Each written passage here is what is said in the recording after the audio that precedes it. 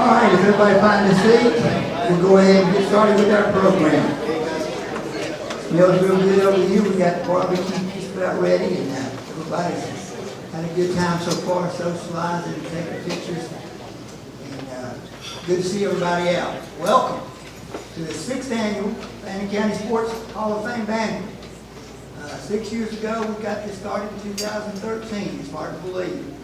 And many of these same board members are still with us. And so we were blessed, and we got a good group to induct today. My name's Glenn Patterson. I'm the chairman, and got a wonderful program planned for you today. We've got 6 individuals to be inducted, 3 females, 3 males, and then we've got the 1996-97 Lady Rebels basketball team. There were 25-5, and they were state runner-ups. So we have got a really good program. Again, glad everyone is here. I'd like to start, if you want to look at your program, refer to the board members. I'd like to recognize our board members. We've got, like I said, a great board. We've got 18, and they're all workers. And this thing just doesn't come together by itself. We came over yesterday and worked, and so they're just a good bunch of people to work with. I really believe that with all my heart. We'll start, when I call your name, if you'll stand up. Wendell Davis, Sandy Acker, myself, Jimmy Nichols, Jimmy's here today, Winnie Godfrey, Mike Harper, Jalita Carter. Jalita's our vice chair. Mike Harper is our selection committee chair and our historian. Does a great job. Tom Foster. Tom leads us in our golf tournament. And I'll say a little bit about that a little later on. Johnny Farmer. This is Johnny's team that we're going to be recognizing and celebrating today. Jerry Days, our photographer, take all our pictures. Tom Dean. Oh, Tom made it today. Ron Beavers. Richard Javley. Tom Hamby. Don Clement. T.J. Thompson. Ryan Norton. Ryan didn't make today. Andre Patterson didn't either. And Stephen Nazarene. Thank y'all. Y'all made me see. Let's give them a hand.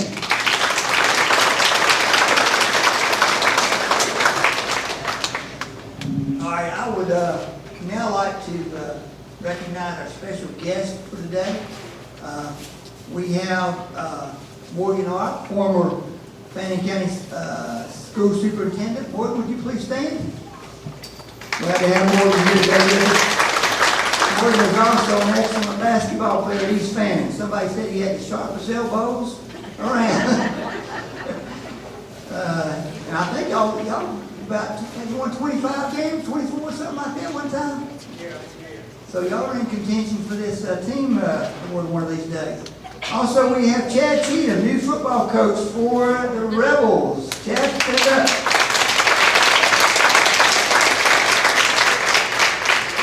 All right, and also we have some special scouts that are going to be doing our pledge today. Let me introduce them to you. First, we have Cub Master Raymond and Raymond Green. Raymond, stick your hand up back there. His wife's beside you, Glenda Green. Then we have Clay Dillard. Clay, stand up back there. John Allen, Roy Green, Jordan Kinman, and T.J. Wilcox. All right, boys, let's give them a hand. Thank you for coming, boys. Now, I'd like to introduce our Hall of Fame current members, and we've got around 63.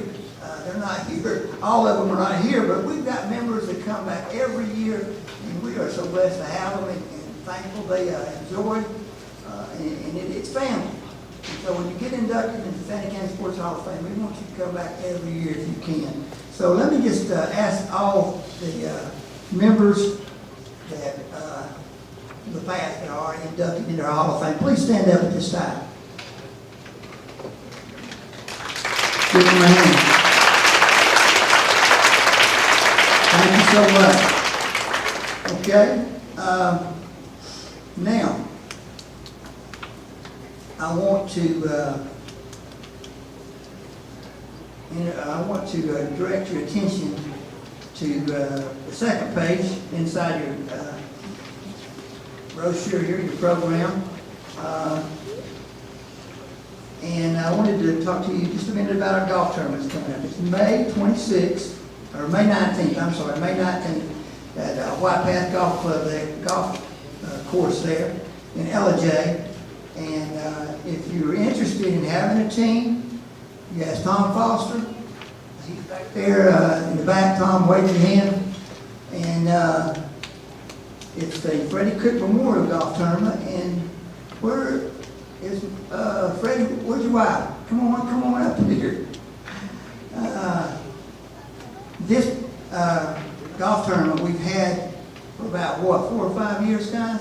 And it's our main money maker. What we use it for is for scholarships for Fannin County student athletes. And if you flip the page, you'll see the 4 that we had this past year. And they're good kids, 2 boys, 2 girls.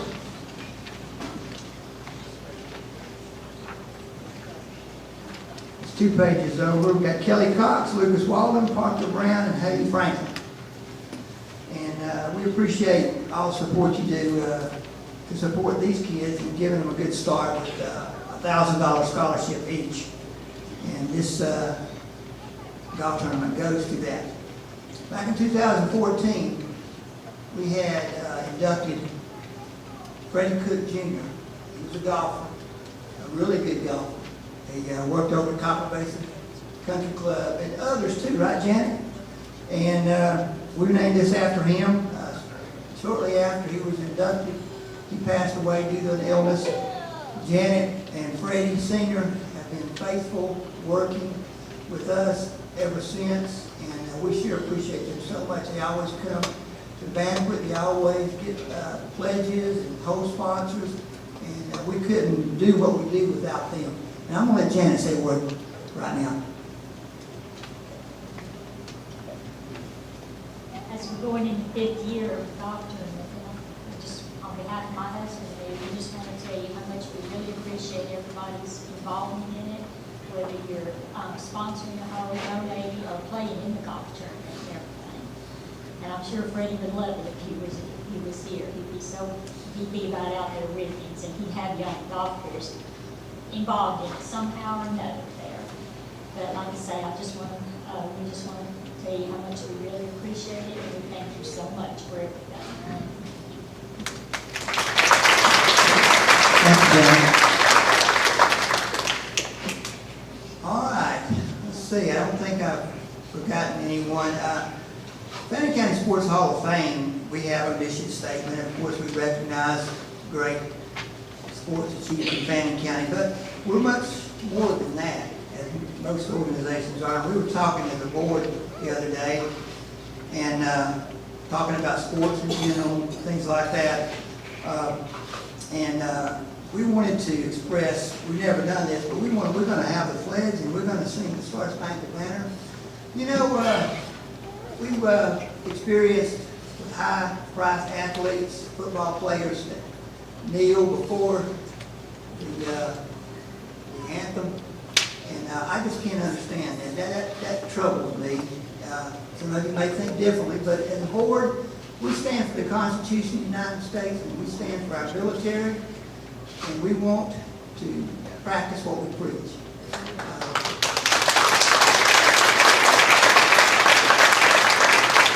And so at this time, what I'd like to do is I would like, and we've got several on our board and several of our inductees, but I want all veterans, no matter where you served or how you served, to please honor us by standing at this time. All veterans. Thank you very much. Thank you very much. All right. And at this time, we will ask our pack to come in, our Cub Scouts, and we'll have our pledge to the flag.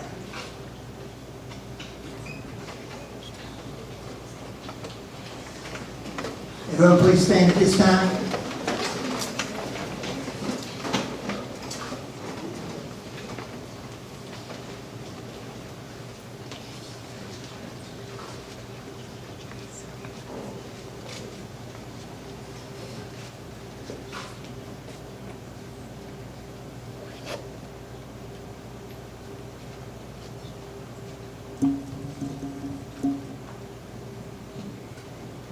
Attention. Salute. Pledge. I pledge allegiance to the flag of the United States of America and to the republic for which it stands, one nation, under God, indivisible, with liberty and justice for all. Good job, boys. And now we've got Miss Cheatham to lead us in our Star Spangled Banner. This is Chad's mom, if you don't know. Now, she's a good singer, too. Now, y'all need to help her out. She said that she wasn't going to be the only one singing, so y'all all know the words. Let's honor our country. Oh, say, can you see by the dawn's early light what so proudly we hail at the twilight's last gleaming, whose broad stripes and bright stars through the perilous fight o'er the ramparts we watched were so gallantly streaming, and the rocket's red glare, the bombs bursting in air, gave proof through the night that our flag was still there. Oh, say does that star-spangled banner yet wave o'er the land of the free and the home of the brave?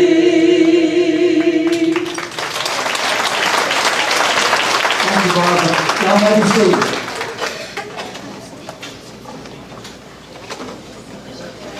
All right, a couple of things you may need to know. Our restrooms are here on the right-hand side, it's right there. There's also some more on the left-hand side, so if you ever need to go to the restroom, it's up there. When we begin eating in a few minutes after the invocation, let's go ahead and we've got two serving lines. Same thing on both lines. We do have chicken for those who don't like barbecue. Let's go from, say, this side over, and they'll line up near the back and come around. And then this side will come up here. I think that will balance it out and move things along a little faster if we could. So, and let's let the inductees, the special guests, go first if you don't care, so they can get back and get ready for the program. So let's let the special guests, inductees, and the scouts for their part of the program. All right, at this time now, we're going to go ahead and have our invocation by Chad Cheatham, the head football coach. After we eat, he'll come back and he'll say a few words for us.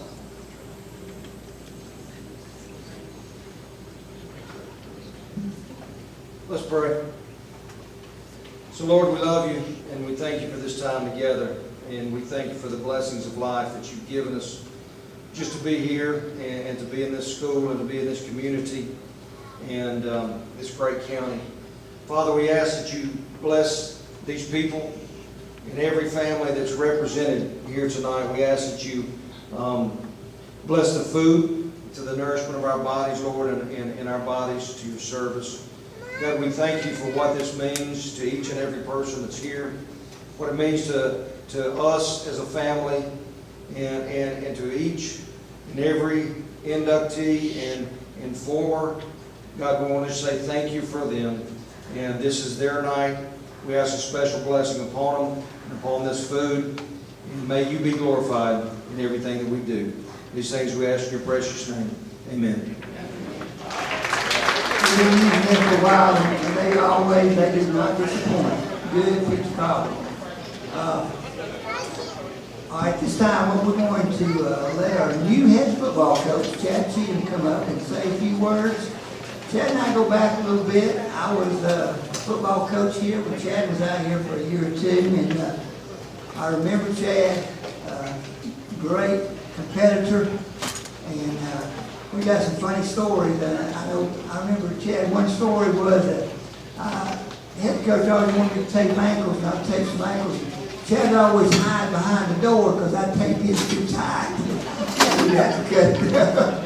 But he played defensive back and running back, and like I said, he's just a great person and a great athlete. And I know one thing, he's not going to have any boys on the knee when we go with the Star Spangled Banner. He plays inside out. Let's give him a hand.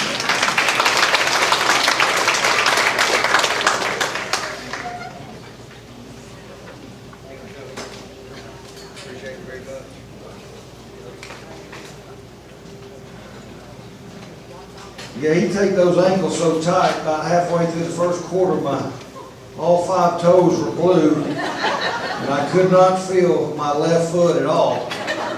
And so I would hide behind the door, and he would take my ankles, and I would go behind him and cut it with a pair of scissors. Now, I'll tell you one of my best stories about Coach Patterson, and I know Coach Farmer was there also. Coach just played a basketball game. And then Coach Patterson was coaching basketball, and if you know Coach, he never really got too excited most of the time, but for some reason there was a call made during the game, and Coach Patterson got so excited and was going after the officials that he kicked his foot. He kicked his leg, and when he did, he had on a pair of slipper shoes. The shoe went out to about mid-court, right in front of the official. They had to stop the game. Coach had to go out. The little official, there was a female official, brought your shoe over to you, and I don't think you got off the bench the rest of the game. It was a humbling situation for him. Guys, it's great to be home. It's great to be here. It's great to be a part of this community once again. I was telling Bill Prather, he's gone. My dad, my parents are here. I was on, I think Chris too. We were on the very first youth football team in Fannin County history as far as a rec program in 1980. That's when we first put on the blue and white. And so it's an honor to be here, to be able to speak to you. And I see Coach Thompson here beside me and all these guys that were with me in the past. So it's a privilege. The greatest of Fannin County athletes and academics are here tonight in the class of 2018, and some of the ones that were in the class of whatever and whatever. Please understand, I am not in one of those classes. I'm not an inductee, especially athletically. Coach Patterson was so kind to say I was an athlete, not much of one. And academically, my mom can tell you that there's no way I could have ever made it in. So, it's humble to be at this podium because there are a lot of people that could be here tonight, and I'm very undeserving of that opportunity. I'm very undeserving of being the head football coach at Fannin County High School. I'm just blessed. God has blessed me. God has blessed our family. God has made a way. If you would have told me in December when all these things were coming about, I would have told you there's no way, no how. We were full bore at Banks County. We were going at 6:30 in the morning. We were rocking and rolling. We were getting better every day. And then all of a sudden, God has a plan, and things change immediately, and we have to shift gears. And the next thing I know, something great happens. And it is wonderful to be at home. It's a blessing. And I understand the job that I now take on is something that I've worked for my entire life. 27 years ago, I think we graduated. We're getting old, brother. 27 years ago. Coach Farmer was my elementary PE teacher when I was in the 4th grade. That makes him even older. So this has been a long time coming. I've spent 23 years of my coaching career working towards this goal. Like I said, since 1980, I put on that blue and that white, and I knew then that this was somewhere that I wanted to be. This is somewhere that I wanted to live. I wanted my family to live. I wanted my kids to experience it. I wanted to coach here. And Lord willing, I win a few games and they don't fire me, and I can spend the rest of my life here and breathe my last breath here, because I'm not going anywhere else. I'm home and I'm staying.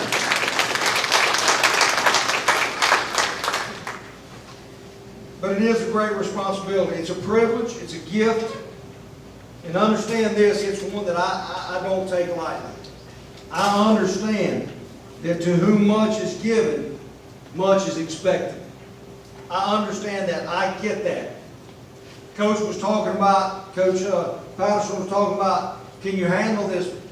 You know, things are now on your shoulders, the ambassador, all of these things. Absolutely not.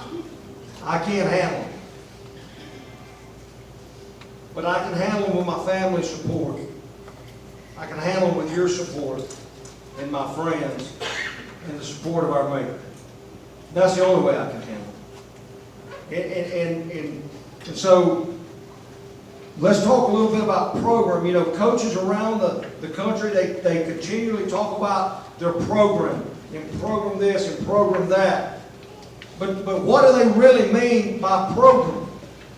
Is it their specific program? Is it football? Is it baseball? Is it basketball? Is it volleyball? What is the total program? You see, I take a completely different approach to high school athletics because I believe in program.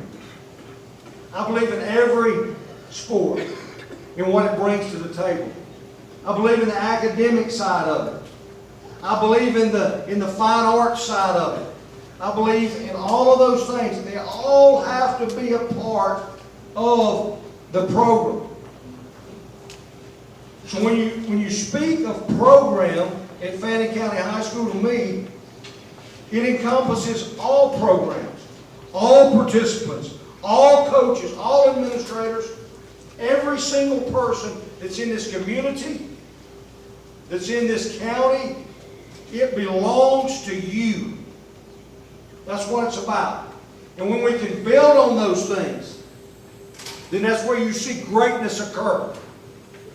When you can bridge all the gaps and you can bring them all together, and the program is something that every person in this community, in this county, can embrace and be a part of, you see greatness happen. That's why tonight is so important. Because we have basketball players, we have football players, and we have, I could go on baseball. I'm not sure all of the players we have. But you have to understand the program here at Fannin County, as far as I'm concerned, is bigger than any individual. It's bigger than any coach. It's bigger than any team or sport. It's bigger than that. So that's what makes tonight so special.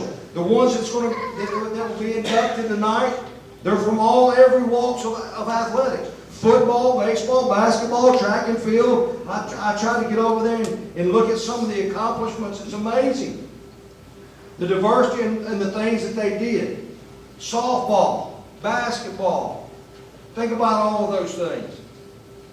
That's why I think this is special. The ones that have already been inducted, the exact same thing. My father, football, basketball, track and field, those type of things. It's a program. It's a community. It's something that we can embrace together. Also, the beauty is this, and I've got this underlined, and I've got it highlighted, and I've got it in bold. The beauty is not that a certain sport, a certain individual is to be recognized, but the beauty is that Fannin County and the people and pioneers of the entire athletic and academic program will be recognized for their commitment, their example, their dedication, their influence, and mostly for the love of this most perfect place that we all now, thank God, call home. Tanner County. You all are a part of that. And I want to tell you something. I've been all over. I was talking to some of the coaches back there. There's no place better in the world than being right here in this place. So to all the new inductees, I want to say congratulations, and I want to say thank you. I want to say, well done, thy good and faithful servant. To the past inductees, I say congratulations and thank you. Well done, thy good and faithful servants. And may God continue to add to the ranks of these people and to these Hall of Famers. May He continue to shine down and continue to bless this school system, this community, this county, our young people, and create something extremely special. And to all of you here tonight, whether you're a Hall of Famer or not, and I'm not, never grow weary in doing what is right. Coach Patterson mentioned it. It's very simple. The need. It's very simple. Never grow weary in doing what's right. Never grow weary in doing what is noble. You see, we've lost that, haven't we? Shake your head, yes. We've lost it. Look at the news. We've lost what's right. We've lost what's noble. We've lost it. We've lost what we know to do and do correctly. Never grow weary in your great love for this great place. Never grow weary in that. I'm going to close tonight and I'm going to share with you a prayer that General Douglas MacArthur prayed over his children. And I want you to listen as he pours out his heart to his children. But more than that, he gives us all a message that we need to take in and listen. As parents, raise your hand. Grandparents, raise your hand. Special, isn't it? I want you to listen to what Douglas MacArthur prayed over his children. Build me a child, O Lord. Listen, who will be strong enough to know when they are weak and brave enough to face themselves when they are afraid. Listen.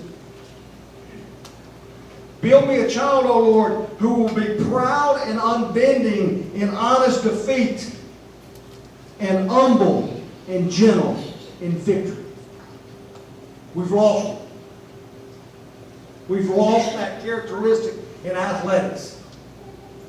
We got to bring it back.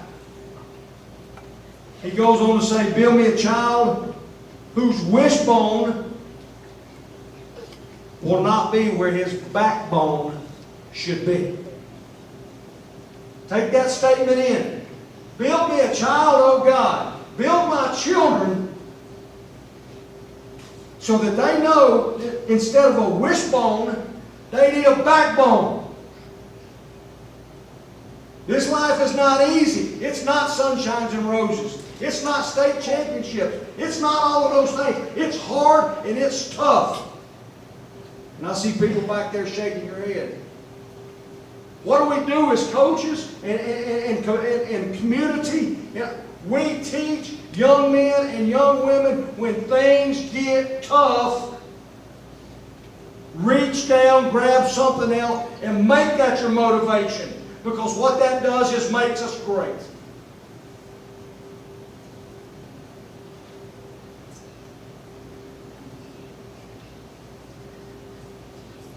He says, build me a child who will know thee.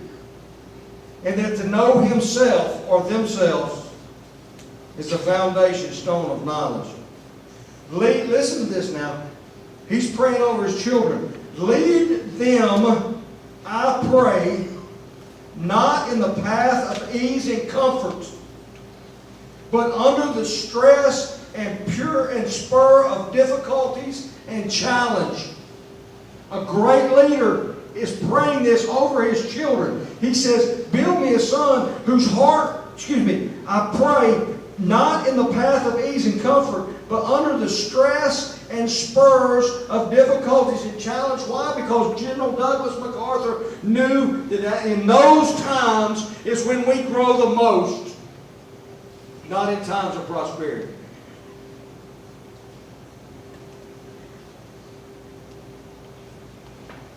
Here in this storm, let them learn to stand up. And here let them learn compassion for those who have failed. What the world needs is love and compassion. The world needs is love and compassion. As a coach, what are we going to do? We're going to love on our kids. We're going to coach them hard, but we're going to love on them. Because you don't know on a daily basis. I'm taking too much time on it, Coach. Am I okay? Shut it down? Because we don't know on a daily basis what they go home to. We don't know that. Love and compassion.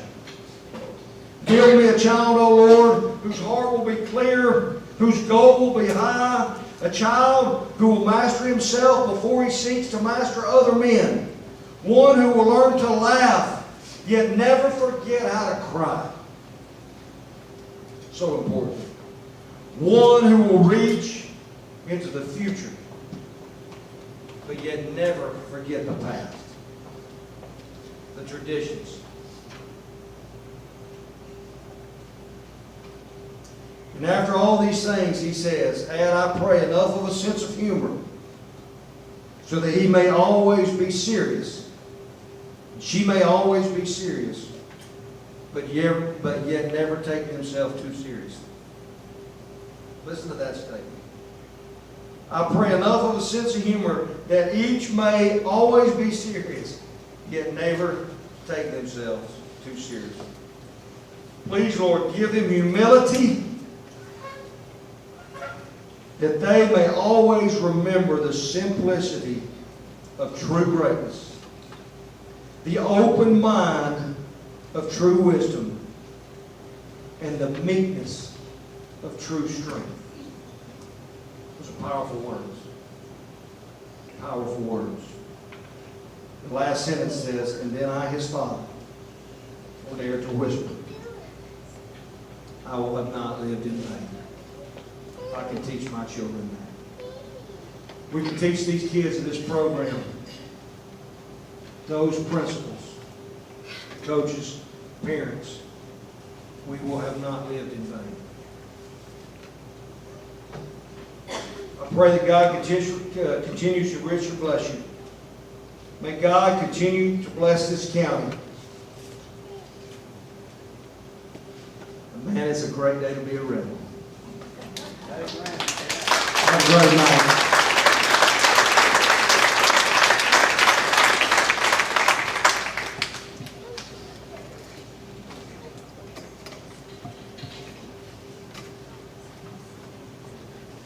Very inspirational, Ken. Appreciate that. Okay, we're going to move on to the next part of our program. I want to, before I forget, Tom Hamby. He's standing up right here. Tom helped with the Boy Scouts, and he's been 30 years as a Boy Scout. Give him a hand. Mike Harper will now continue our program.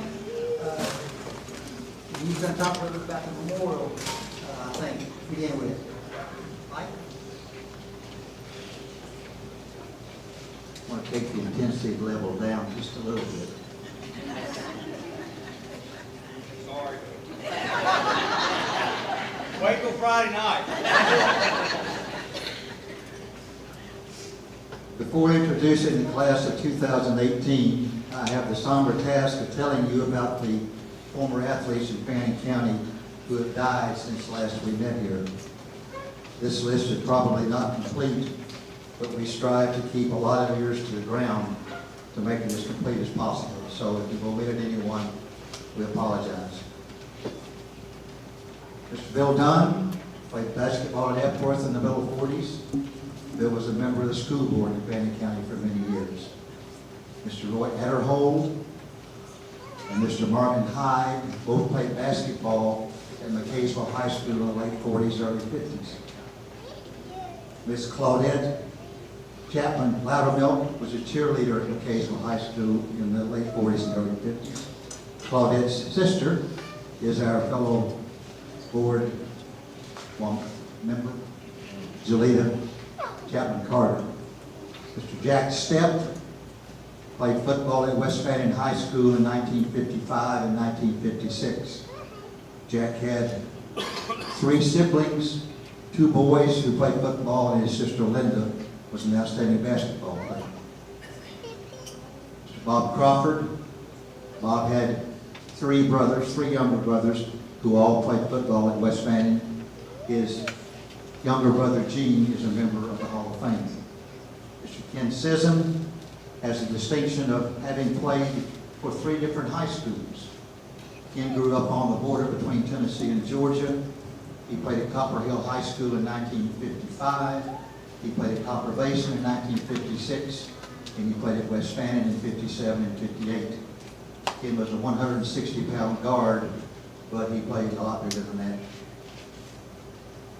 We have 2 members of the class of 1964 who left us in the past year. Jimmy Key was a point guard for the outstanding West Fannin basketball teams of the 62-3 and 63-64 seasons. Probably one of the most beloved athletes in the history of Fannin County was Bo Deaton. I've got to tell you one story about Bo. The way we selected homecoming queen at West Fannin High School in the early 60s was each of the senior football players would sponsor a young lady, generally the most popular and most attractive young ladies in school. When Bo was a senior, we had 12 seniors on the football team, each of whom sponsored a young lady who was very popular.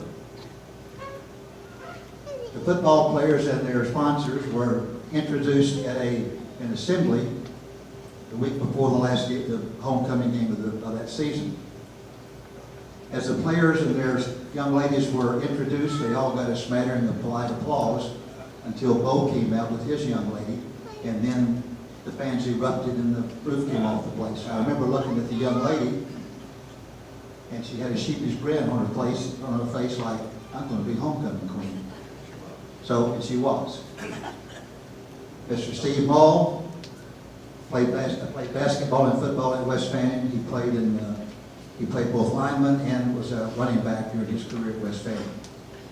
And in your program, you don't have these last 2 folks. They both passed away in the last couple of weeks. Mr. Lynn Pittman played football at West Fannin. Lynn's older brother played quarterback, and his older sister was a cheerleader. And Miss Joanne Galloway Queen Lentz passed away, I think last week. Joanne's first husband was Don Queen, who is a member of the Hall of Fame. Don lost his life in Vietnam.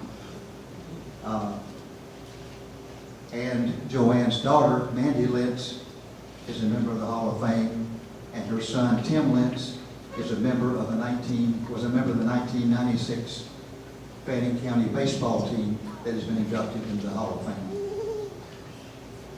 We would like for the families and friends of these athletes to know that we appreciate what they were able to contribute during their time here. Their time in the spotlight may be over, but they will not be forgotten.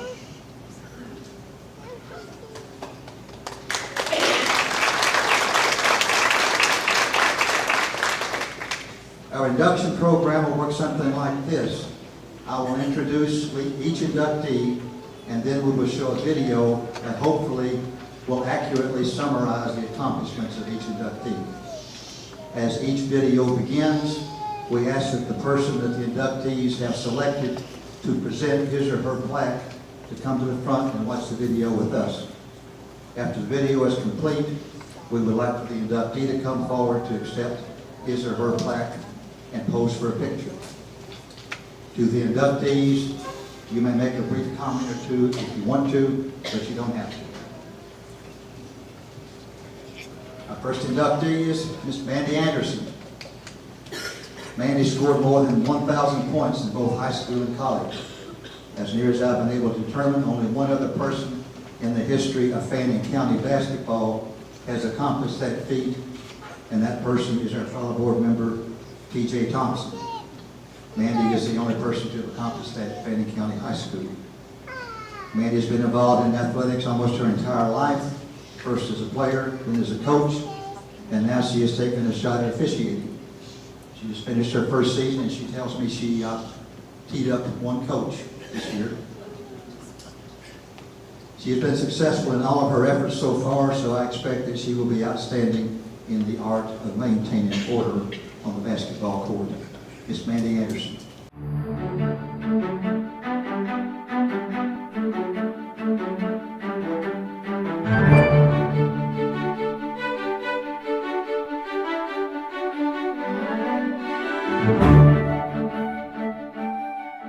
Mandy Anderson scored more than 1,000 points during her career at Fannin County High School between 1999 and 2003. She then continued her career at Reinhardt College, where she scored 1,138 points, making her the only basketball player in Fannin County history to score more than 1,000 points in both high school and college. When Mandy began her high school career in the fall of 1999, the Lady Rebels were coming off a state championship season. The 1998-99 state champs were a senior-dominated team, so she entered the program during a rebuilding season. She made the varsity squad as a freshman and went on to start for her final 3 seasons at Fannin High. On a team level, her high school career reached its crest in 2002 when the Lady Rebels advanced to the semifinals of the Class AAA state tournament. In addition to basketball, Mandy also played softball and participated in track and field. In softball, she played shortstop and third base while starting all 4 years. Her team won region championships in 2002 and 2003. In track and field, she found that she had a natural ability to throw the discus. With little coaching, she learned the techniques for that event and won regional championships 2 years and finished as a runner-up the other 2 years. She had a 3rd and a 4th place finish in the discus event at the state meet during her career. Basketball, however, was Mandy's first love and primary sport. She felt that basketball could be her ticket to earning a college degree and worked very hard at the sport. She was rewarded by being named to the Atlanta Tip-Off Club Class AAA All-State Second Team at the end of both her junior and senior seasons. She was named as her team's MVP as a senior. She never missed a day of school in 12 years and graduated with honors in the 2003 Fannin County High School graduating class. Mandy was an undersized post player and, because of her size, did not get a great deal of attention from college recruiters. Coach Jarney Farmer helped her arrange a tryout at Reinhardt College. She was offered a partial scholarship there with the possibility of earning a full scholarship based on her performance at a summer camp at Hilton Head in the summer of 2003. She impressed Coach T.J. Rosine with her talent and work ethic and finished the camp with a full basketball scholarship in her pocket. Mandy played in 124 games during her 4 years at Reinhardt. She saw a lot of playing time as a freshman and started her last 3 years. Her best season was the 2005-2006 season when she averaged 14.5 points per game for the Lady Eagles. Mandy Anderson is an exceptionally bright young woman who has built a career from learning from every situation that has come her way in athletics.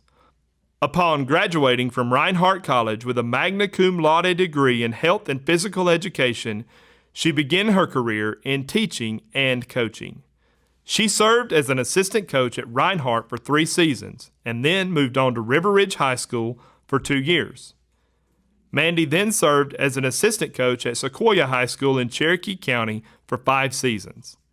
In the spring of 2017, she found herself at a crossroads in her career. She had become involved in the sport of CrossFit, both as a participant and as an instructor. The time requirements of her CrossFit endeavors and her coaching duties were almost too much to fit into a 24-hour day. Fortuitously, a contact from her Reinhardt days approached her with the opportunity of becoming a basketball official with the GHSA. She decided to pursue that opportunity, resigned at Sequoia, and is presently employed as an official at the middle school and high school level. It is a male-dominated profession, but Mandy has the knowledge, confidence, and general aura of, "Don't mess with me, I know what I'm doing," to be a success in this new opportunity in her young life. When she is not on the basketball court, Mandy teaches physical education at Holly Springs STEM Academy. She was recently nominated for the 2017-18 Life Changer of the Year Award by the National Life Group Foundation. Mandy lives in Woodstock, but visits her parents and two younger sisters in Fannin County often. Her mother was her first coach when Mandy was 7 years old, and her sisters, Tasha and Stephanie, played basketball at Fannin High. In fact, the two younger Anderson sisters were both good enough to play college basketball. Tasha at Brenau University in Gainesville and Stephanie at Cleveland State. Tasha is currently the girls' basketball coach at Fannin County Middle School. Barely past 30 years of age, Mandy Anderson has already experienced quite a journey in athletics. In many ways, however, her journey has only just begun. Please join us in welcoming Mandy Anderson as a member of the Fannin County Sports Hall of Fame.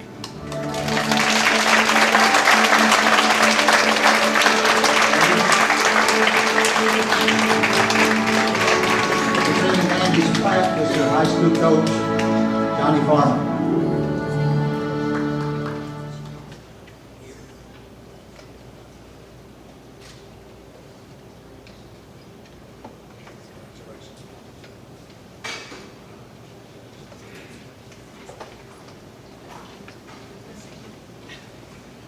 Our next inductee is John Mercer Carter. John Carter was blessed with a long life of 102 years, and he was active and productive for those years. His first 50 years or so found him as an athlete, coach, and educator in the Fannin County area. Throughout the next 50-plus years of his life, Mr. Carter was pursuing the same activities in the Asheville-Buncombe County area of North Carolina. While we are mindful of his many accomplishments while in North Carolina, not yet, just a minute. Our primary focus tonight is on Mr. Carter's myriad of contributions and accomplishments in athletics and education in and around Fannin County. Mr. John Mercer Carter.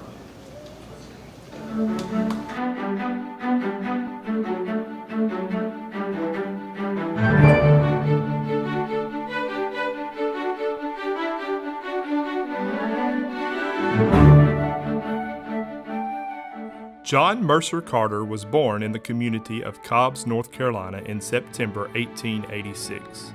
Before he reached the age of 10, his family moved to a farm near Morganton, Georgia. His father, Joseph Marion Carter, was an evangelist and educator and was one of the founders of the North Georgia Baptist College in Morganton in 1900. The school served students from the first grade through 2 years of college, and it was there that John Carter received his rudimentary education before moving on to the University of Georgia to complete the requirements to become a teacher. He began his teaching career at a one-room school in Hemp, Georgia in the fall of 1908. John discovered the game of baseball around the turn of the century. During the summers of his youth, he visited his grandparents in the community of Bellevue, North Carolina.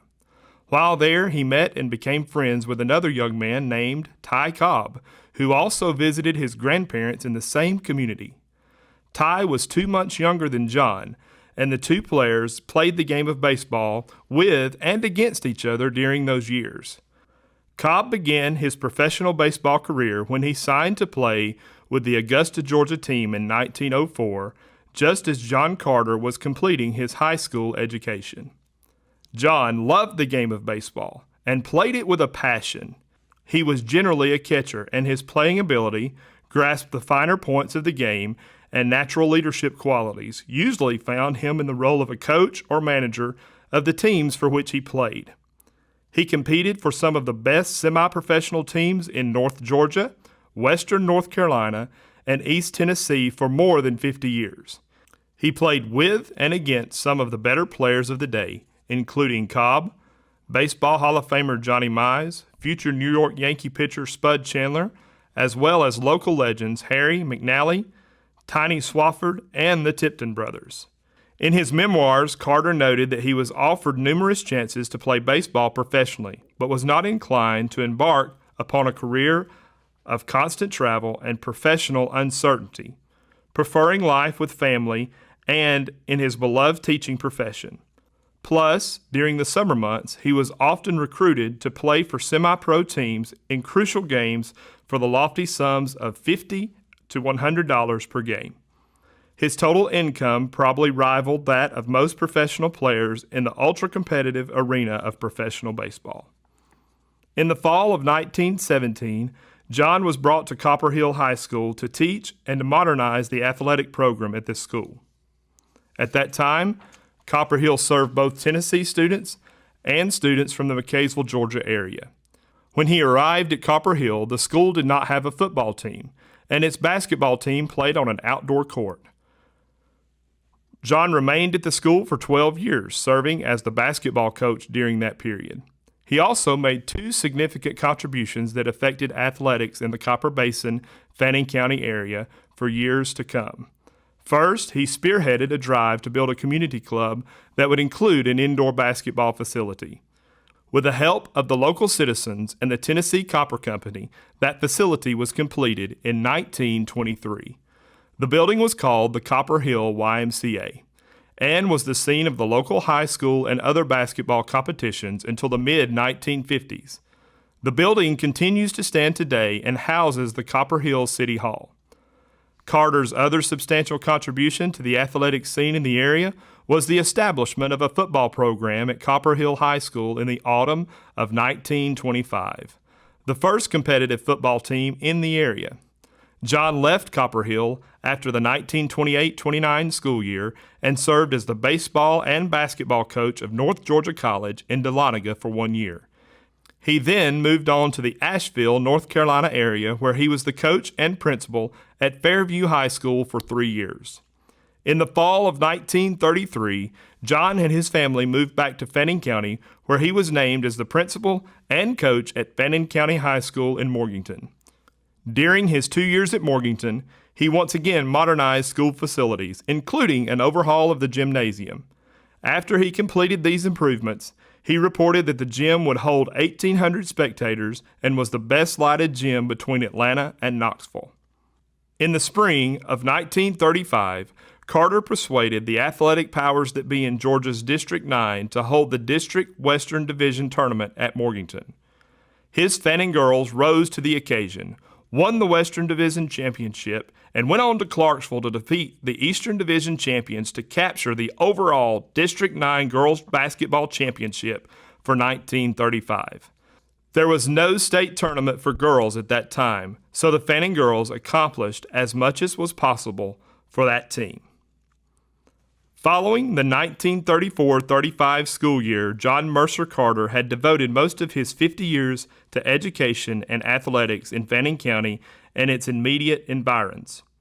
Opportunities came his way from Buncombe County in North Carolina, so John packed up his family and returned to Fairview High School near Asheville, North Carolina, where he was hired as principal and coach. He devoted the final 23 years of his professional life to the Buncombe County school system until his retirement in 1958. John Carter lived an additional 30 years after his retirement in the Asheville, North Carolina area. He found time for his many outdoor activities, and in 1977 penned his memoirs in his book titled Trails of the Past.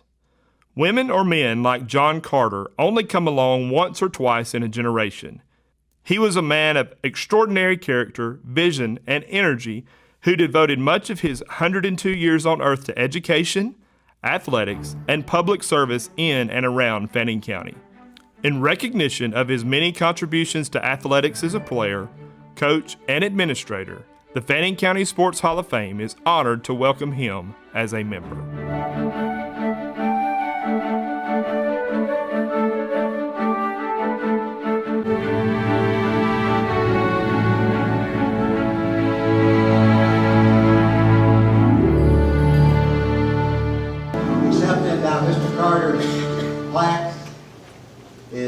daughter-in-law, wife of his son Larry Carter, Mrs. Dot Carter. And I'm going to present your plaque.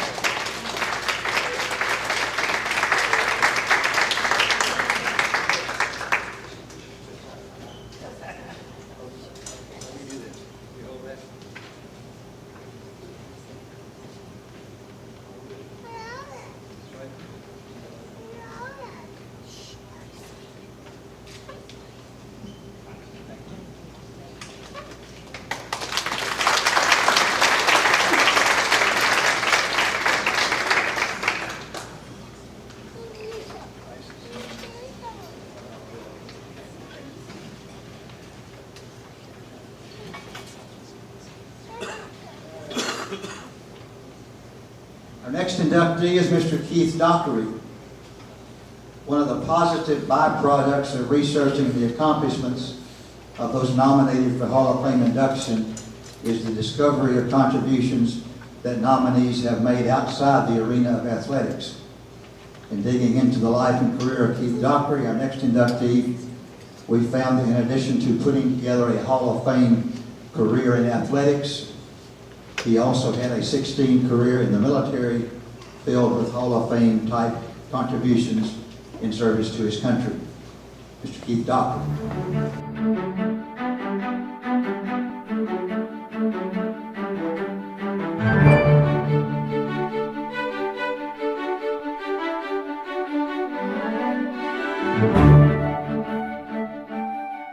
A native of Morganton, Keith Dockery and his family moved to the Tampa, Florida area after he finished the 4th grade. They moved back to the Fannin County area just in time for Keith to graduate from Morganton Elementary School. He had not participated in any type of competitive athletics until he entered East Fannin High School in the fall of 1968. Keith had developed into a strong, fast, and generally athletic young man who decided to add football and basketball to his resume of activities. He made the football team as a starter as a sophomore and was also a member of the JV basketball team that year. With a wink and a grin, Keith remembers that, following his sophomore season, his coaches decided that it would be better if I concentrated my efforts on football. When Keith Dockery took the field to begin football contests during the 1969, 1970, and 71 seasons, he knew that it was highly unlikely that he would leave the field of battle before the final whistle. The East Fannin teams of those days generally had somewhere between 13 and 19 players at any one time. Despite the numbers, however, Keith and a few teammates, including Randall and Ronnie Beavers, soon established a reputation for their gridiron skills. Keith generally played in the offensive line when the Wildcats were in possession of the ball and linebacker on defense. During his senior season, he had grown into an athletic body at 6'1", 210 pounds. He excelled as both a blocker and as a defender. For his performance during his junior season of 1970, Keith was recognized by the Atlanta Journal-Constitution, who named him to the Class C All-State Honorable Mention team. The next year, 1971, he was named as a first-team selection on the All-State team. This accomplishment placed Keith in some rarefied company, since only 4 football players during the entire existence of East and West Fannin High Schools from 1955 to 1976 were so honored. Keith joined Alden Farmer and David Turner of East Fannin and Carlton Guthrie of West Fannin as the first-team selections during that period. Keith also earned several team honors during his football career at East Fannin. He was a team co-captain as a junior in 1970, and he was named as the team most valuable lineman. As a senior in 1971, he was elected as team captain and best defensive player. His classmates recognized his ability by naming him as the most athletic senior boy in the 1971-72 class. He was also a student leader and was a member of the Key Club and Big E Club at East Fannin. In June 1972, shortly after he graduated from East Fannin, Keith Dockery signed on with the United States Army. He was as proficient at soldiering as he had been at pancaking a defensive end and remained in the Army for 16 years. He was an honor graduate from his advanced individual training at Fort Knox in November 1972 and received a promotion in recognition of that achievement. In 1978, he was named as the Soldier of the Year at Fort Polk, Louisiana. In June 1979, Keith applied to and was accepted to Rotary Wing Flight School at Fort Rucker, Alabama. It was a decision that would shape his career for the remainder of his working life. He achieved his aviator wings in May of 1980. He devoted the remainder of his time in the military to flying helicopters and teaching others as an instructor pilot. After leaving the military in 1988, Keith spent some time traveling and reconnected with his high school sweetheart, Louise Gibbs. Louise, homecoming queen at East Fannin in 1971, and Keith were married in March 1989. The love of flying proved to be a strong lure for Keith, and he accepted a position with Air Logistics in January of 1989. He remained with them as a helicopter pilot, lead pilot, and finally as a base manager before retiring in 2013. He was named as the firm's overall employee of the year in 1999. Keith and Louise currently make their home in Stone Mountain, Georgia. Keith Dockery has led a life filled with accomplishments in athletics and service to his country. The Fannin County Sports Hall of Fame is proud to welcome him as a member.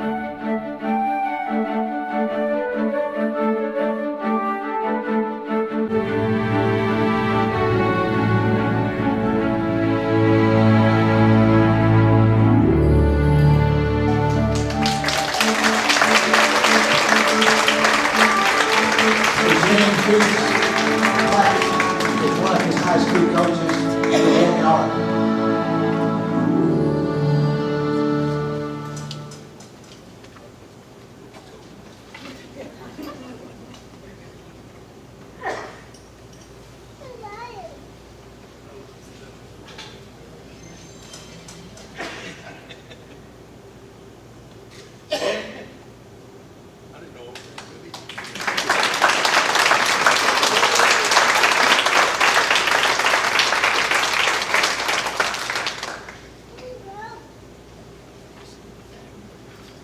Any list of families that have positively impacted life in the Fannin County Copper Basin area during the last 100 years or so would not be complete without the appearance of the extended Jabley plan.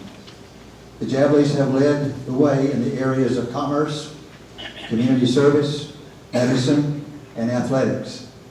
Leslie Jabley Mann, our next inductee, is a card-carrying member of the Jabley family, and he epitomizes everything that is good about that outstanding group. Leslie Jabley Mann.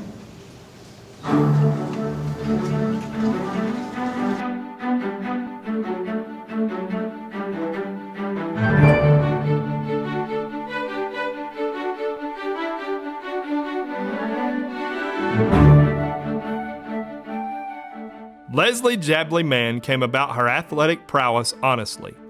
Athleticism is practically a tradition in the Jabley family. Her father, Ron, excelled at football, basketball, and wrestling during his playing days and was a 2015 inductee to the Fannin County Sports Hall of Fame. Her brother, Tim, will join her as an inductee in the class of 2018. Brother Chris was also an outstanding football player at Fannin County High School and is a top-notch golfer. Leslie was selected as the most athletic senior girl in the Fannin County High School class of 1996.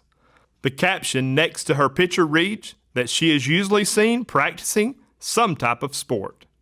Sports and family, with numerous crossovers between the two, have pretty much dominated Leslie's life from her days at McKaysville Elementary School to the present.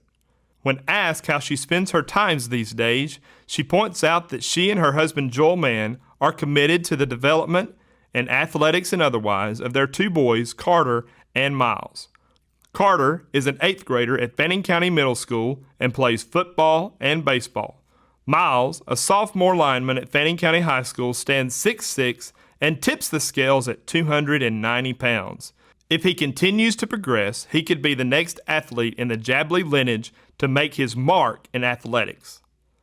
Leslie played basketball at Fannin County High School during the halcyon days between 1992 and 1996. As a freshman in 92-93, she was a member of the first team in the history of Fannin County to win a state championship in any sport. As a senior in 1995-96, she was the leader of the team that finished with a record of 28-1, the best record in the history of the school. During her 4 years of competition, the Lady Rebels posted an impressive record of 98 victories and 13 defeats. During her freshman season, Leslie played with both the junior varsity and varsity teams.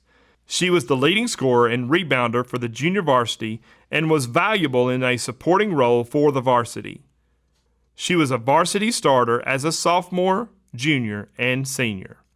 Leslie scored 1,187 points and pulled down 813 rebounds during her career with the Lady Rebels.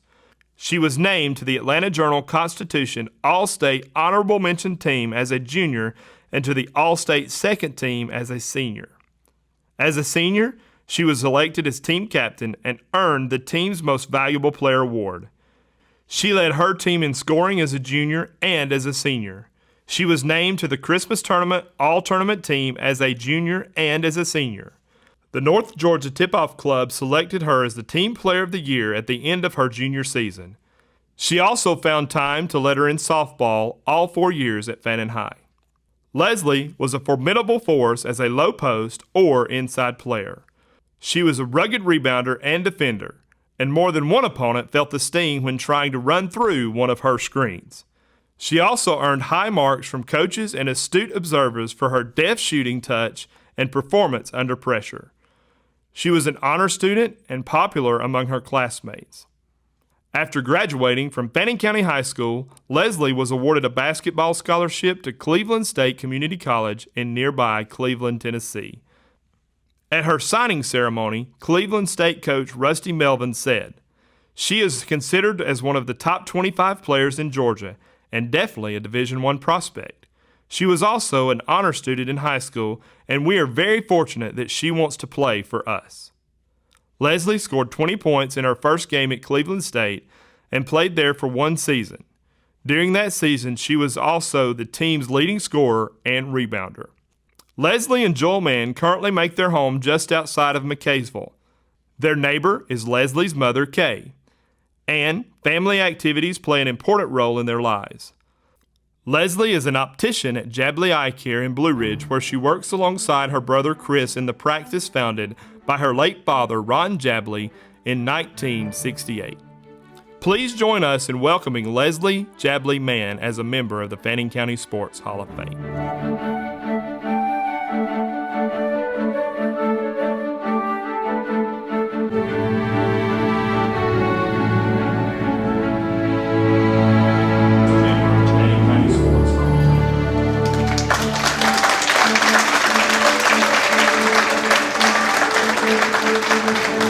Presenting Leslie's flag is her little boy, Miles.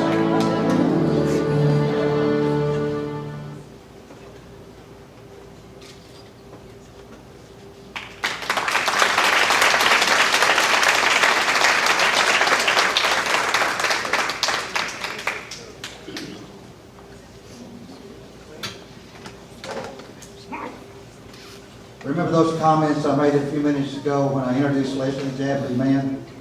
Well, the same could be said of our next inductee, Leslie's brother, Dr. Ronald Timothy Jabley Jr. After wrapping up his Hall of Fame athletic career, Tim embarked upon a career in medicine and has been serving the people of Fannin County in that capacity since 2003. Dr. Tim Jabley.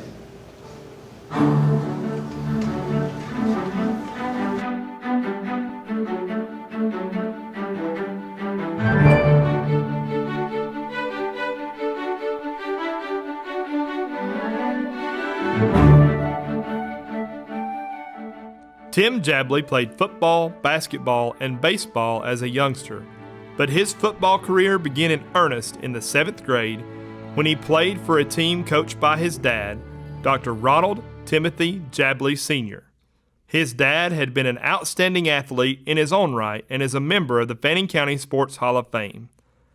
As an 8th grader, Tim played at West Fannin Junior High School, where his coach was yet another Hall of Famer, Mike Ballou.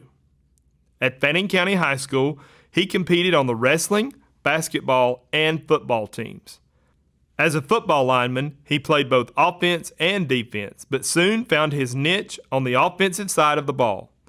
His teams at Fannin experienced dramatic ups and downs during his career. The 1987 team, Tim's junior season, had some success, finishing with a record of 6-4. The highlight of the season for the team and for Tim Jabley came on the night of September 11th when the Rebels defeated arch-rival Copper Basin to the tune of 29-15. At 6 foot 5 inches and 255 pounds, Tim had the kind of game that offensive linemen dreamed about. He was so dominant that his coaches named him as the offensive player of the game, an honor that rarely comes to an offensive lineman. Tim's high school career reached its high water mark during his senior season of 1988. He was selected as the team captain and was rewarded for his outstanding play when the Atlanta Journal-Constitution selected him as a member of the Class AA All-State Honorable Mention team. He was recruited by numerous colleges, including the University of Georgia, Clemson, North Carolina State, and the University of Tennessee at Chattanooga. Tim was eventually awarded a scholarship to continue his football career at the University of Tennessee at Chattanooga. His goal from the get-go was to become a medical doctor, so he embarked on his college career pursuing a rigorous pre-med academic regimen in addition to the demands of playing football in a major college program. He is a very intense and motivated individual, and he managed to handle the academic and athletic demands in exemplary fashion. Academically, Tim completed his stay at UTC, graduating summa cum laude with a degree in biology in 1993. He won 3 varsity letters in football, starting for the Mocs at offensive tackle in 1991 and 1992. In 1990, the Chattanooga Quarterback Club named him the most improved player on the squad. In 1992, he was the recipient of the Dale May Award for having the highest grade point average of all athletes at UTC. During his football career at UTC, Tim competed against such major powers as Alabama, Clemson, Boise State, and the Marshall Thundering Herd.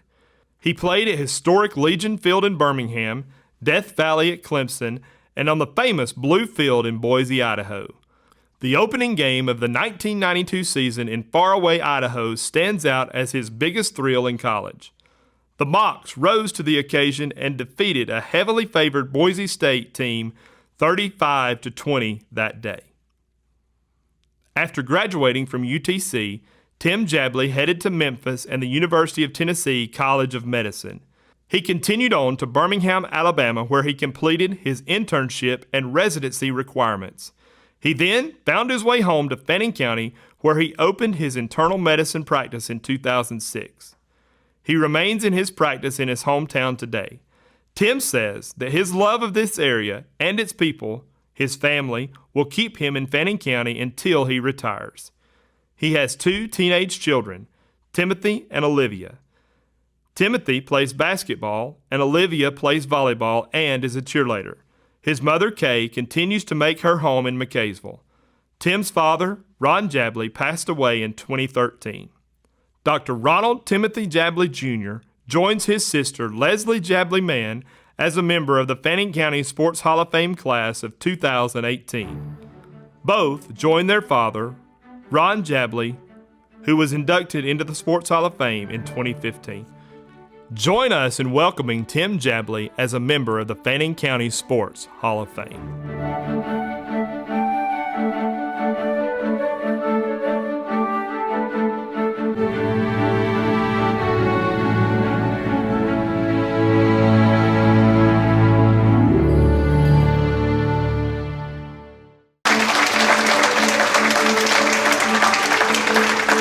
Presenting Tim's plaque are your children, Olivia and Timothy, and his mother, Kate.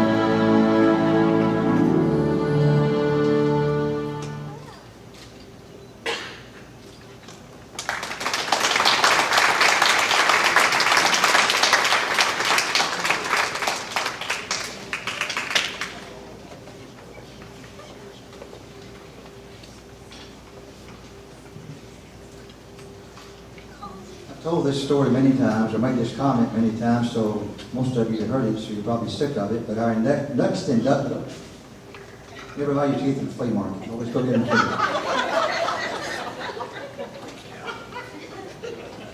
Our next inductee, Stephanie Searcy, was born in 1986.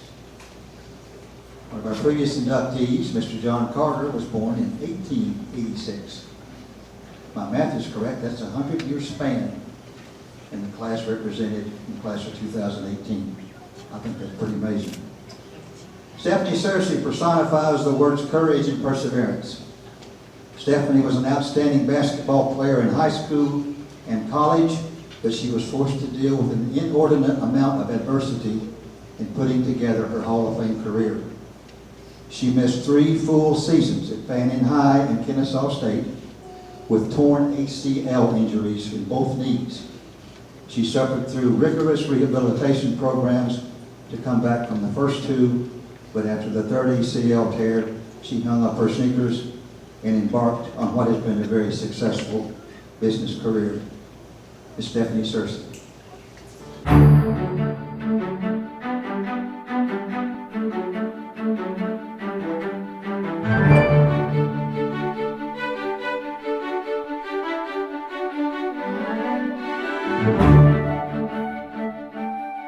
Stephanie Searcy began her basketball career as a second grader and did not hang up her sneakers until a knee injury permanently sidelined her just before her senior season at Kennesaw State University. She enjoyed her first taste of basketball glory as a member of the Georgia Parks and Recreation 9 and 10-year-old state championship team in 1997. She was tall and talented and full of both trepidation and enthusiasm when she reported to Coach Johnny Farmer to begin her career at Fannin County High School in the fall of 2000. She won a starting job as a low post player beginning with her very first high school game. Coach Farmer described Stephanie as one of the hardest working players he had ever coached. She always reported to practice immediately after her last class and began working on specific aspects of her game. She did not stop working until organized practice was over and it was time to go home. To improve her strength as an inside player, she also devoted countless hours to a rigorous weightlifting regimen. She set a number of individual and team goals for her basketball career, and by the time she finished her sophomore season, she was well on her way to achieving those goals. On an individual level, she was named to the Atlanta Tip-Off Club and Atlanta Journal-Constitution First Team Class AAA All-State Team, an imposing achievement for a sophomore. She was also selected as our team's best offensive player. On a team level, her sophomore team of 2001-2002 advanced to the semifinals of the state tournament before losing. The 2002-2003 Lady Rebel basketball team began the season with great anticipation and lofty goals. The team included a number of Fannin County Sports Hall of Famers, including senior Mandy Anderson and junior Alden Acker and Stephanie Searcy. The season had barely begun, however, when the unthinkable happened. Driving to the basket during a Christmas tournament game at Towns County, Stephanie felt a pop in her knee. The injury was diagnosed as a torn ACL, and Stephanie was through for the season. Stephanie went through the rehabilitation process and, with a passion, came back to make her senior season one to remember. On a team level, the Lady Rebels advanced all the way to the Class AAA state championship game before finishing as a state runner-up. Stephanie Searcy averaged 17.3 points and 8.9 rebounds per game and was named as the team's most valuable player. The Georgia Sports Writers named her to the All-State second team. Even missing most of her junior season and the first few games of her senior season, Stephanie scored 1,375 points during her career at Fannin County, making her the third leading scorer in Lady Rebel history. She finished second in career rebounds with 799. She graduated with honors and was a member of the National Honor Society for 3 years. Stephanie accepted a scholarship offer from Kennesaw State University, where she began her career with a bang. She scored 18 points and pulled in 13 rebounds in her first game. She played in all 30 games as a freshman, averaging 9 points and 6 rebounds per game.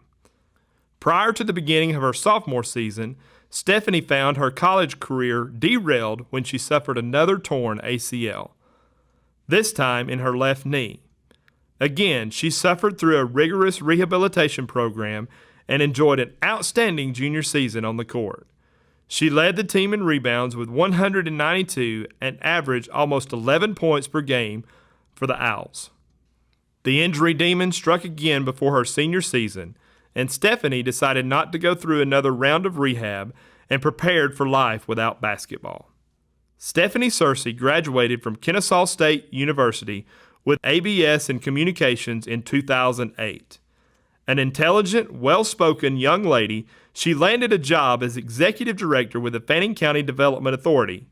In October 2015, she accepted a position as Northwest Georgia project manager with the Georgia Department of Economic Development, a position she holds today.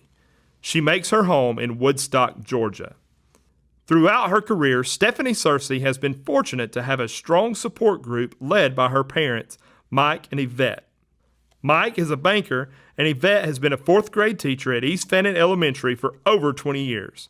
Stephanie gives Mike and Yvette much credit for her development as a basketball player, student, and the sharp businesswoman that she is today. Please join us in welcoming Stephanie Searcy as a member of the Fannin County Sports Hall of Fame.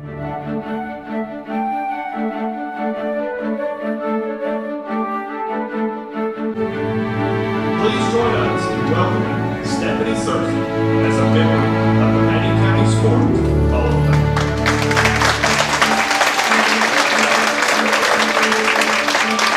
Presenting Stephanie's plaque is the father of Mike Searcy, and I think Mike would like to say a few words. Well, I'm going to break low just a little bit. As parents, you always want to talk about your kids. Your kids can do no wrong. And I just wanted to take this time to let staff know that we are so, so proud of her.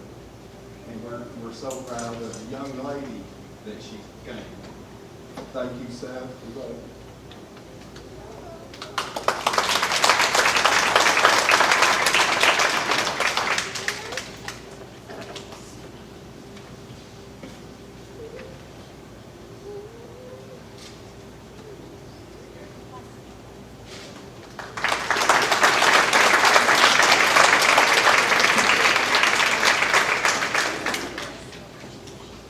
The 1996-97 Fannin County High School girls basketball team season was a roller coaster ride, both on the court and off the court.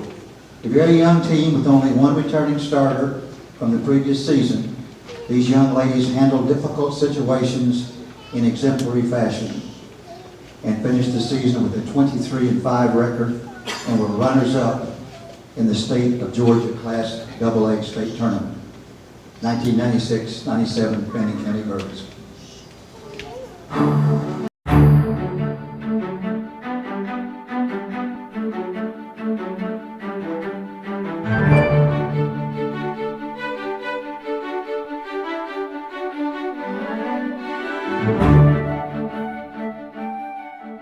As the Fannin County High School girls basketball team reported for practice in the fall of 1996, the outlook for the coming season loomed as a big question mark.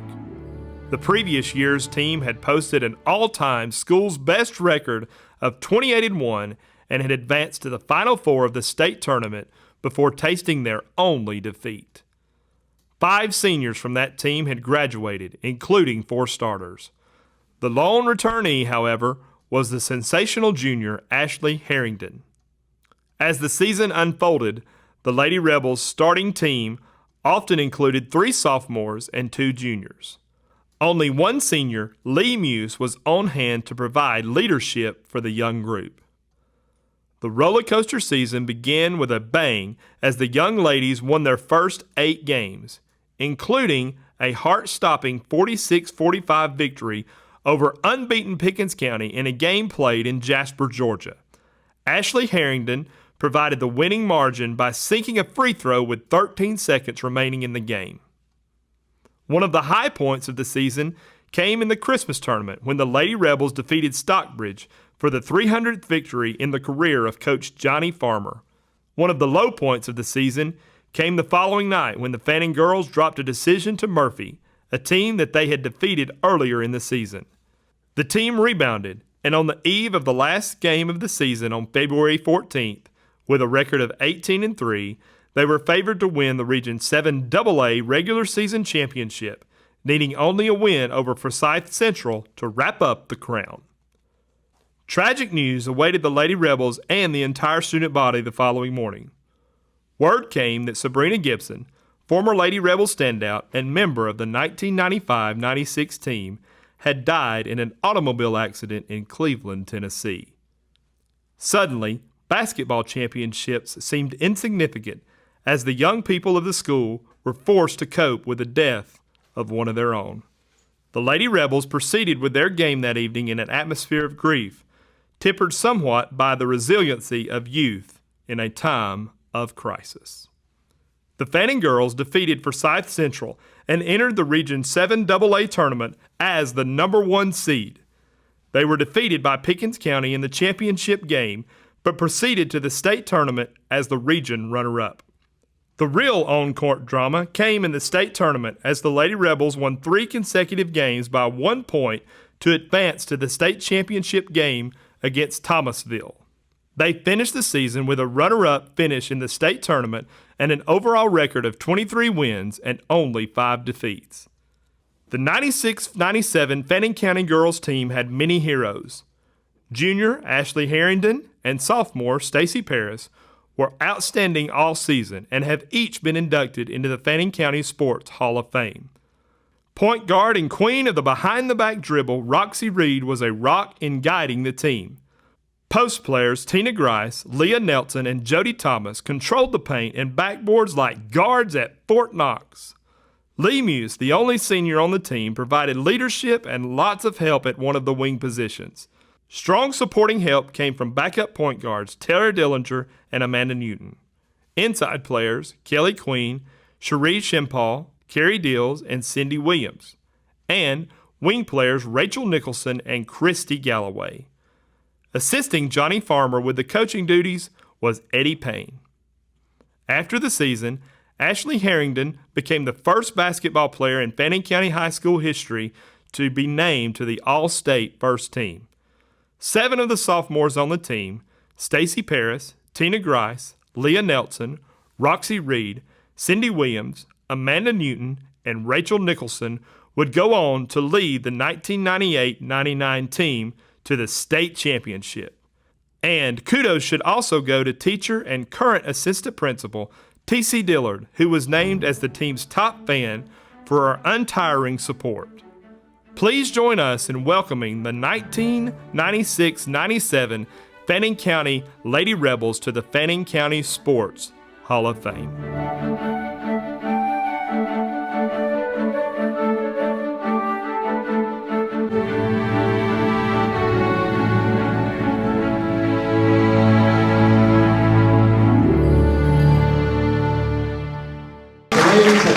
Four of these young ladies have made their way back tonight to be with us.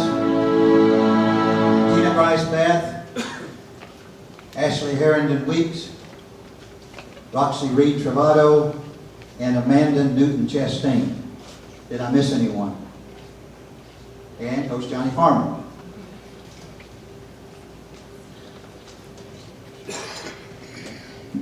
Other members of the team: Stacey Paris, Leah Nelson, Rachel Nicholson Collis, Cindy Williams, Lee Muse Griffith, Kelly Queen Collins, Christy Galloway Coons, I don't know, Jody Thomas Watkins, Tara Dillinger Queen,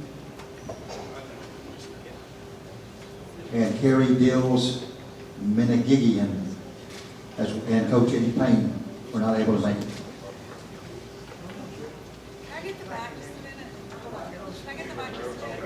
Roxy Reed would like to say something.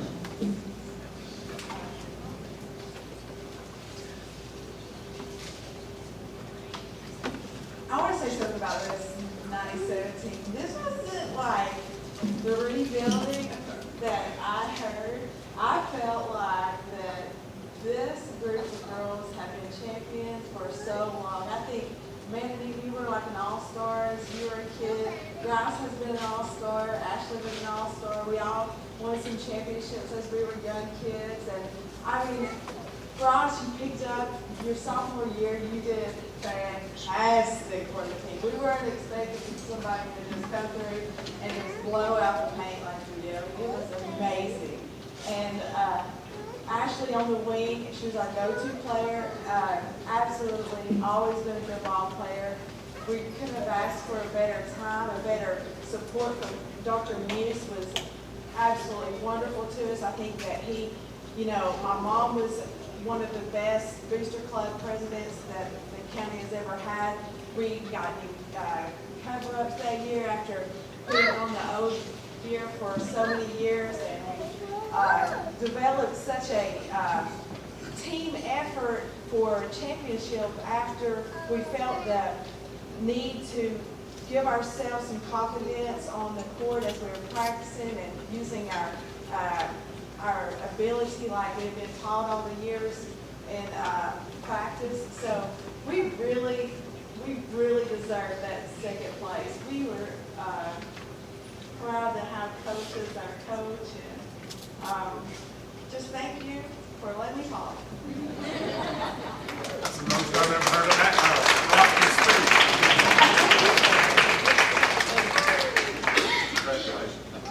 I have two more brief items of business before I turn it back over to Glenn. First of all, I would like to recognize all the people who are responsible for this program this evening. Kevin Cochran, our director. The voice you heard on the videos were the mellifluous intonations of Ryan Norton, our board member, who's not here this evening. And finally, I'd like to recognize Mr. Steve Tompkins, our videographer, who is an absolute genius. Every time I see Steve, he says, "Hi, I'm Steve, I'm a genius." He's responsible for putting together these videos. And also, we had a lot of help from Renee Godfrey, T.J. Thompson, in putting together the videos and coordinating the sound with the pictures. Also, I'd like to recognize Mr. Bill Kyle, who is our webmaster. Bill, are you here? Where's Bill? He left? Bill left? I'll forget that then. All right, one more thing. We have recently erected 2 display cases. I don't like to call them display cases, I like to call them a monument. At the Fannin County Recreation Center just down the road on Tom Boyd Road. And we're trying to fill them up with artifacts from Hall of Fame members and from other great sporting events in Fannin County history. These 2 jerseys happen to be our Hall of Fame member Carlton Guthrie's 1959 West Fannin jersey. And this is Carlton's University of Georgia jersey. He wore this very jersey, this jersey right here, in the fall of 1961 when he caught a touchdown pass against Alabama. It was only one of 3 touchdowns that Alabama gave up all year. So, if you get a chance, go by and take a look. We're very proud of it. We hope you get it, make it a destination for people in Fannin County. And if you are an inductee, you might also think about things that you'd like for us to display for everyone to see. Now, that concludes my part of the program. I'm going to turn it back over to Lynn Patterson. Almost done. When you go to your exercising at the walking track at Fannin Rec, that monument, those 2 will be there. Okay, and we're going to rotate them out about every couple of months, so there'll be fresh things in there. So it's worth the effort. Go out and get some exercise and look at all the plaques. Now these plaques, these inductees that you saw today, they in August the 11th, Saturday at 11 o'clock. Okay, we want you back out there because you're going to be enshrined in the walking track, and your plaque, a duplicate, is going to be up there as long as we can keep it there. Okay? And you also, if you've got some things, football jerseys, that you like to donate, like to put in the cabinets up there, the monuments, we would love to have those as well.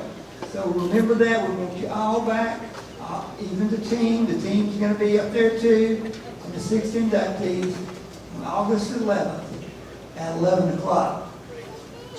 I think that's all I have.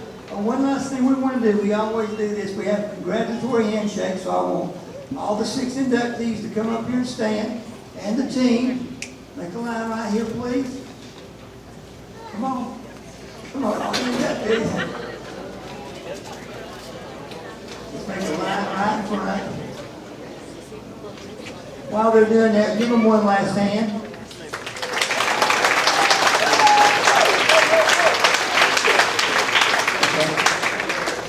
Coach Farmer says he wants his 3 girls that went in inductees to stay, and he wants to get a picture before they leave. All right, now, what I'd like you to do, I'd like for all the past inductees, all the board members, and anyone else. Come on, girls. Come on, girls. You want to get a picture? I want you to group picture. 2018 class of the Banquet County Sports Hall of Fame. All right, I want all past inductees, board members, and anyone else come by and give them a congratulatory handshake. Tell them you appreciate it. Thank you very much. You'll have a nice evening.